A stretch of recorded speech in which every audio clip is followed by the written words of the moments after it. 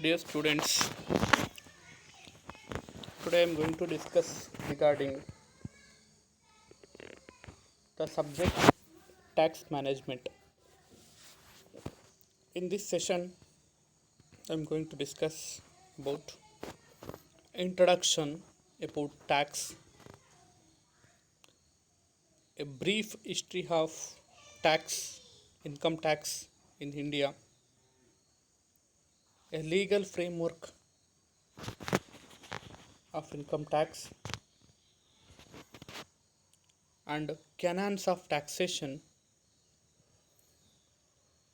and also I am going to discuss about important definitions of tax. So, tax, first let us see the introduction about the tax. Now, tax is very important source of revenue to the country or government because because it is the major source of revenue. So, why we need tax? Because in order to reduce the discrimination between the rich and poor, or rich area or poor area, or to develop the bridges, roads, or schools, hospitals, etc. So, overall, to administrate the country or to rule the country, tax is very important. So, let us see what is tax. Tax means it is the compulsory payment made by the assessee to the government.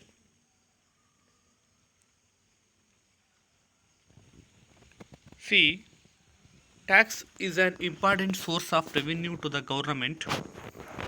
Tax is the compulsory contribution made by the people to the government imposed by the state.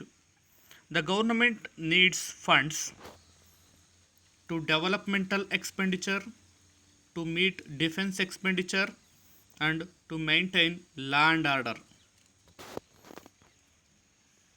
History of taxation. There is an ancient history for the taxation in India. In ancient India, according to Manusmriti, artisans have to pay 1 by 5th of profits as tax, whereas farmers were 1 by 6th to 1 by 10th of their produce. Income tax was first introduced in India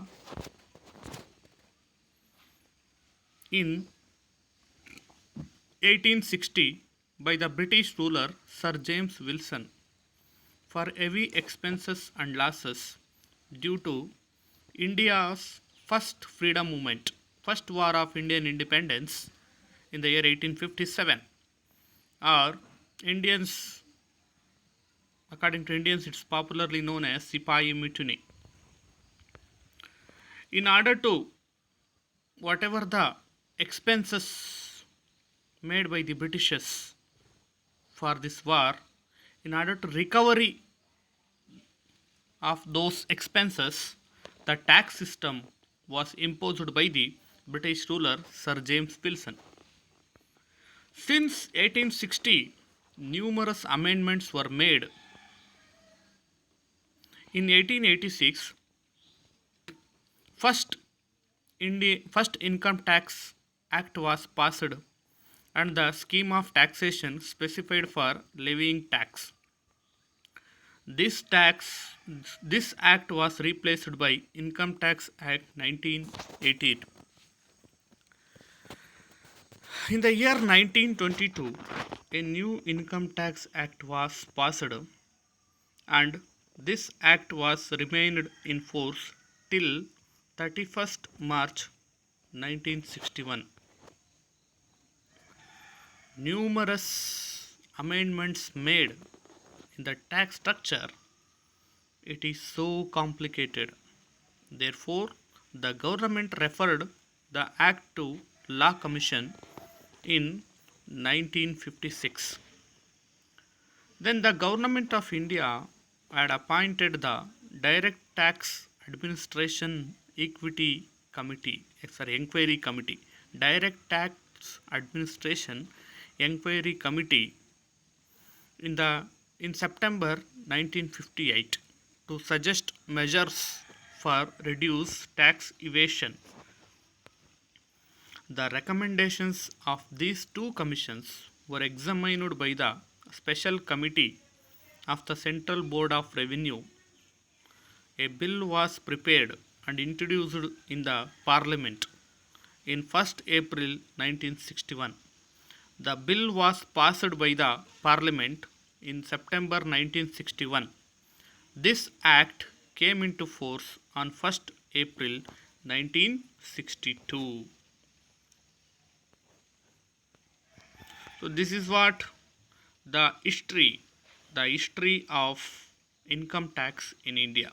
Okay, so dear students, at the first time in India, the British ruler Sir James Wilson introduced a tax system in our country, because in order to recovery the expenditure made by the Britishers on first war of Indian independence or Sipai mutiny. Then after that, so many amendments or commissions are made. So many amendments were made and so many commissions were made.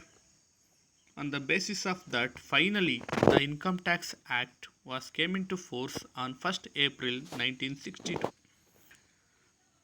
Next, let us see the sources of income tax. Means the legal framework. The legal framework of income tax. So Income Tax Act 1961, Income Tax Rules 1962, Annual Finance Bill, CBDT, judicial decisions or case laws. Totally, income tax plays an important role in the national economy and is also a valuable tool for achieving socio-economic objectives.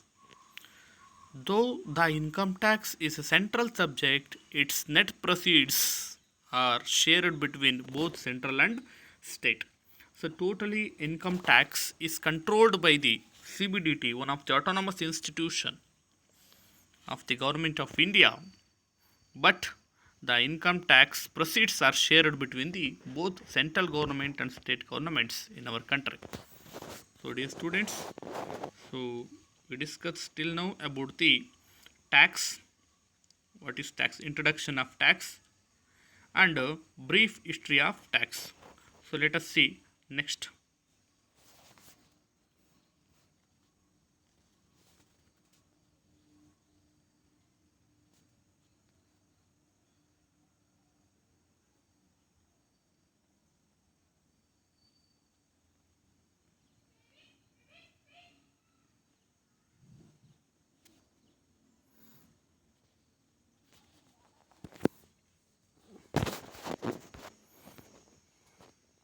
We discuss about the legal framework.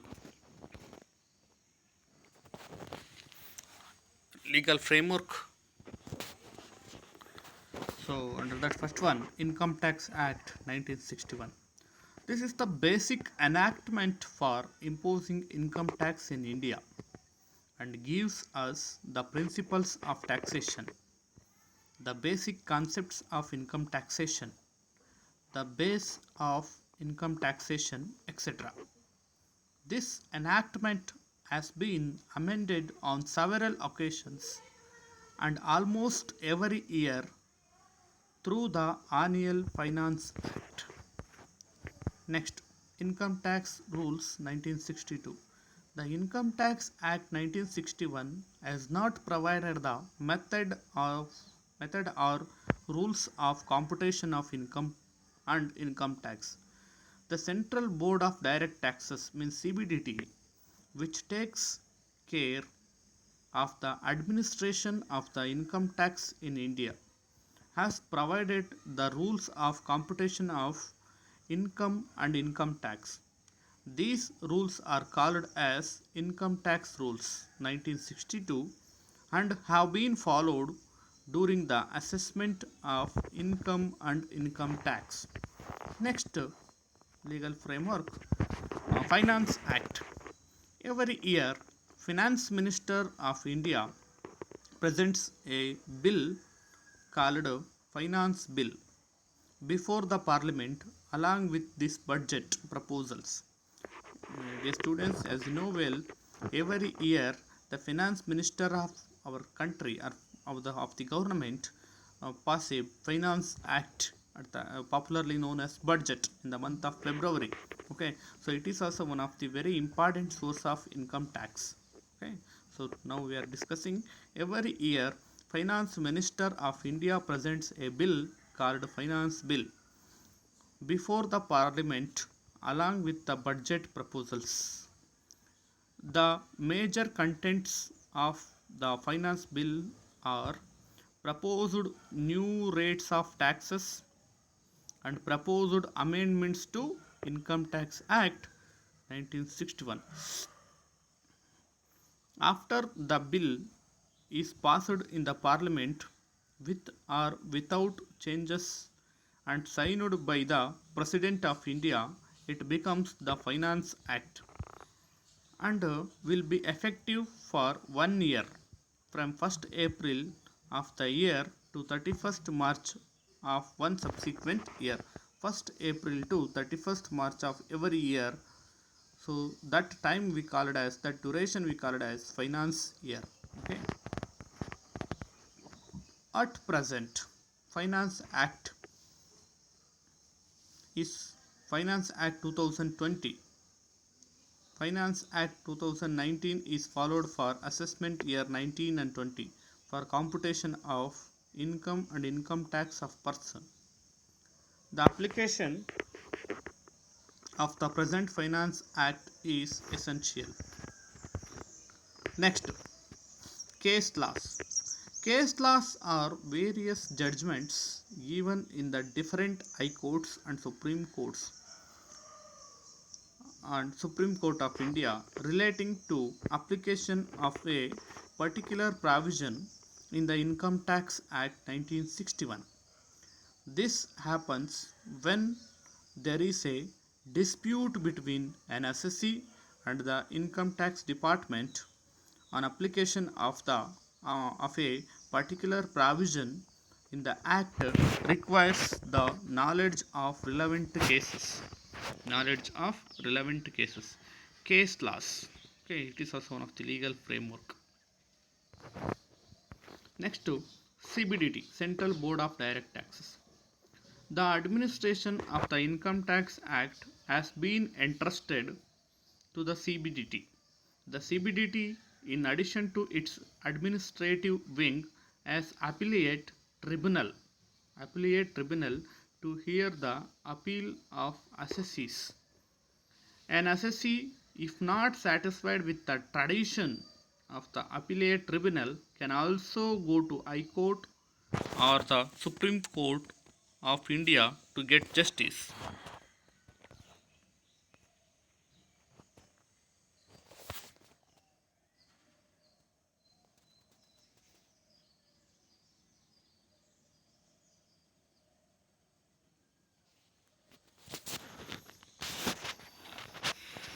Dear students, so, now we discuss about what the legal framework of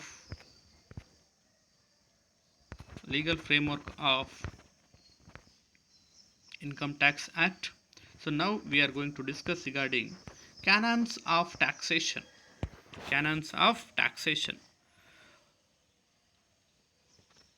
Canons of taxation means certain principles the country should adapt about the taxation.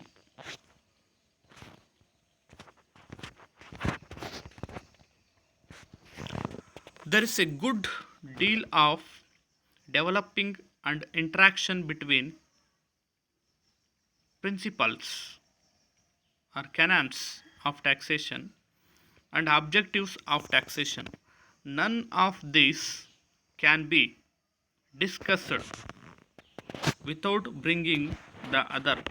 However, it may be emphasized that the focus of objectives of taxation upon what is sought to be achieved through it. Principles or canons of taxation are the rules to be observed in formulation structure, while features of a good tax system amount to a broad description of a tax system devised in conformity with the related principles of tax administration and its effects. Canons of taxation, as per Adam Smith, a great economist, are as follows: canon of equality or equity, canon of certainty, canon of economy, canon of convenience. Okay, so these are all the canon of taxation given by the Nobel literate and economist Adam Smith. Let us see in detail. Canon of certainty: the tax which each individual is bound to pay out to be certain and not arbitrary.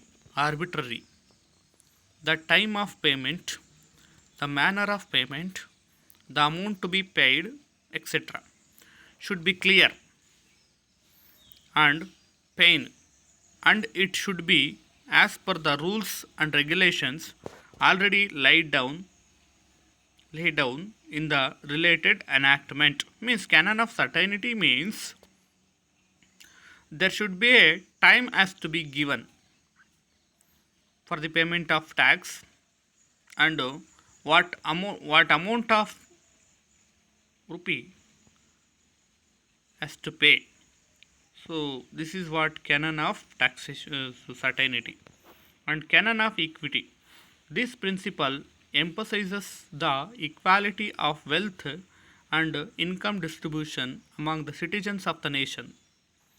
Taxes according to which should be collected only from those who have the ability to pay the taxes.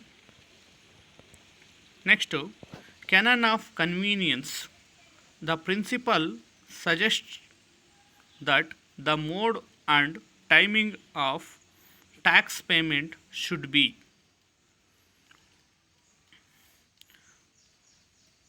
So this canon of convenience principle suggests that the mode and timing of tax payment should be so far as possible convenient to the taxpayer, and unnecessary trouble to taxpayer should be avoided.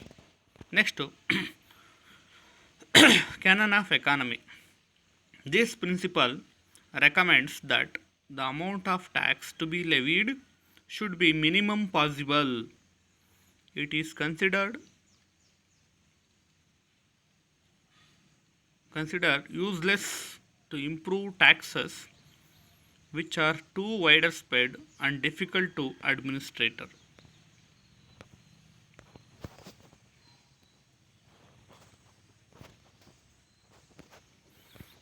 Okay, dear students, so in this video session, we discussed about introduction about the tax, by brief history of tax in India or income tax in India, and canons of taxation. Okay, all the best.